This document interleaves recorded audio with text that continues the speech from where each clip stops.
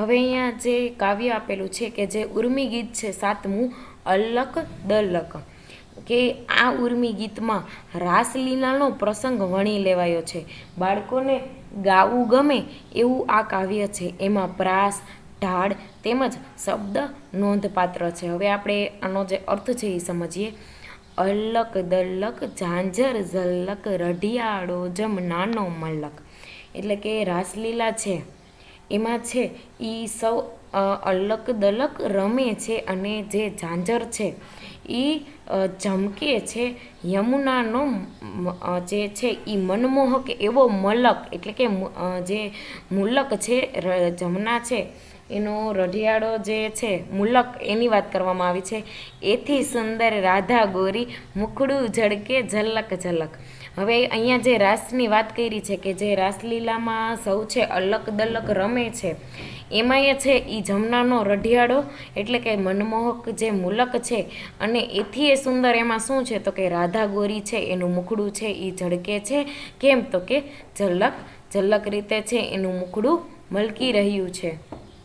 આભે પૂનમ ચાંદ ઉગ્યો છે, રાસ જગ્યો છે છમક છમક, એટલે કે છે આકાશમાં છે એ પૂનમનો ચંદ્ર ઉગ્યો છે. છમછમ ઝાંઝરના અવાજ સાથે રાસ ખેલાઈ રહ્યો છે. ગોપીઓની સાથે કાનુડો પણ છે એ રાસ રમવા આવ્યો છે. જો આભે પૂનમ ચાંદ ઉગ્યો છે, રાસ જગ્યો છે છમક છમક, ગોપી ભેડો કાન ઘૂસ્યો છે, ઢોલક વાગે ઢમક ઢમક, કે આકાશમાં છે એ પૂનમનો ચંદ્ર ઉગ્યો છે અને ઝાંઝરના જે છમછમ અવાજ સાથે રાસ રમાઈ રહ્યો છે. ગોપીઓ સાથે કાનુડો પણ છે એ ખેલવા ઘૂસી ગયો, એટલે કે પોતે પણ રમવા માંડ્યો છે અને ઢોલ છે એ ઢમઢમ વાગી રહ્યો છે.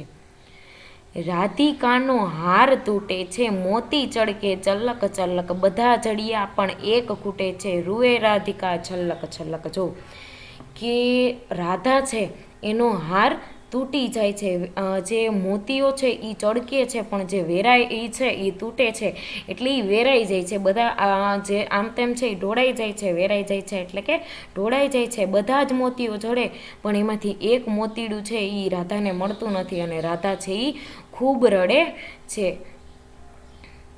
લીધું હોય તો આલને કાના મોતી મારું ચલક ચલક, તારા ચરિતર છે ક્યાં છાના, જાણે આંખો મલક મલક. હવે જો કે રાધા કહે છે કે હે કાના, તે મારું ચળકતું મોતી જો લઈ લીધું હોય તો આપને, તારા તોફાન ક્યાં કોઈનાથી છાના છે. આખો મુલક એટલે કે જે આખું જગત છે એ જાણે છે, આખો મલક એટલે કે આખો જે પ્રદેશ છે, મુલ્ક છે એ જાણે છે કે તું ક્યાં, તારા તોફાન ક્યાં કોઈથી છાના છે એમ. કાને ત્યાંથી દોટ મૂકી છે, રીસ ચડી ગોપીજન વલ્લભ, કદંબ છાયા ખૂબ ચૂકી છે, બંસી છેડે અલ્લપ અલ્લપ. આ વાત સાંભળતા જ જે કૃષ્ણ ભગવાન છે કાનાએ છે ત્યાંથી દોટ મૂકી, શ્રી કૃષ્ણને રીસ ચડી જાય છે. ઝૂકેલા કદંબની છાયામાં શ્રી કૃષ્ણ અલ્લપ જલ્લપ જેવા સૂરથી પોતાની વાંસળીના સૂર રેલાવે છે.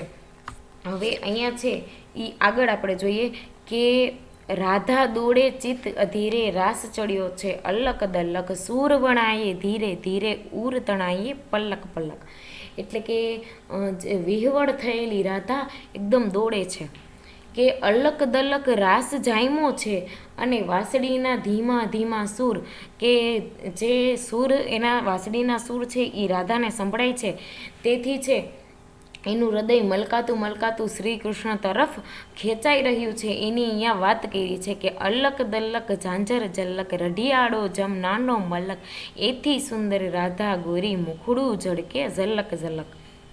કે અલક દલક છે એ રાસલીલામાં રાસ છે એ રમાઈ રહ્યો છે અને કયો પ્રદેશ છે તો કે જે રઢિયાળી એટલે કે મનમોહક જે જમના છે ત્યાંની વાત કરી છે. એથી સુંદર રાધા ગોરી છે અને જેનું મુખડું છે, જેનું જે મુખ છે એ છે એકદમ ચમકી રહ્યું છે, કે એ રાધા ગોરી છે એ બધા કરતાં જે સુંદર છે એનું મુખડું ઝલક ઝલક ઝળકી રહ્યું છે. તો અહીંયા છે એ કાવ્ય નંબર 7 છે, એમાં રાસલીલાની વાત કરી છે અને એ લેખકે છે કેટલા સરસ સરસ ઢાળ અને પ્રાસમાં જે શબ્દ લખ્યા છે એ છે અહીંયા નોંધપાત્ર છે. હવે છે કાવ્ય નંબર 7 નું સ્વાધ્યાય, કે જેમાં પેલો પ્રશ્ન છે એક વાક્યમાં ઉત્તર લખો. રાધા કોના કરતા સુંદર છે? તો કે રાધા છે એ જમુનાના રઢિયાળા પ્રદેશ કરતા વધુ સુંદર છે. બીજું, રાસ ક્યારે રચાયો છે? તો કે આબુમાં પૂનમનો ચાંદ ઉગ્યો ત્યારે રાસ રચાયો છે. ત્રીજું, રાસમાં કોણ કોણ રમે છે? તો કે રાસમાં શ્રી કૃષ્ણ, રાધિકા અને ગોપીઓ રમે છે.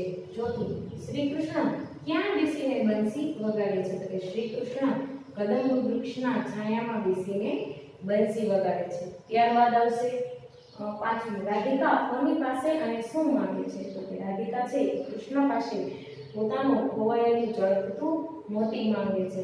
પ્રશ્ન નંબર 2, કાવ્ય પંક્તિ પૂર્ણ કરો. રાધિકાનો હાર તૂટે છે, મોતી ચળકે ચલક ચલક, બધા જડ્યા પણ એક ખૂટે છે, રૂવે રાધિકા છલક છલક. અહીંયા છે કાવ્ય પંક્તિ આપણે પૂર્ણ કરી. ત્યારબાદ છે પ્રશ્ન નંબર 3 કે રાસ ગરબા વિશેનો કે રાસ ગરબા અંગેનો જે તમારો અનુભવ છે તમારે લખવાનો છે. હવે આવે છે પ્રશ્ન નંબર 4 કે જોડા અક્ષરવાળા શબ્દો કાવ્યમાંથી શોધીને લખો. કે અલક દલક, છમક છમક, ચલક ચલક, ઢમક ઢમક, છલક છલક અને મલક મલક. ત્યારબાદ છે આપેલા શબ્દોને તમારી બોલીમાં લખો. બધા એટલે કે હવ, ચાલો એટલે કે હેલ્યો, કહ્યું એટલે કે કીધું, મૂક્યું એટલે કે મેક્યું, આપ્યું એટલે કે દીધું અને શાળા એટલે કે બેહાડ. ત્યારબાદ છે પ્રશ્ન નંબર 6 શબ્દકોશના ક્રમમાં ગોઠવીને લખો. રાસલીલા, મુખડું, આગ, રાધાગોરી, રઢિયાળો અને રાસ. તો એમાં છે એ શબ્દક્રમનો જવાબ હશે કે આગ, મુખડું, રઢિયાળો, રાધાગોરી, રાસ અને રાસ લીલા.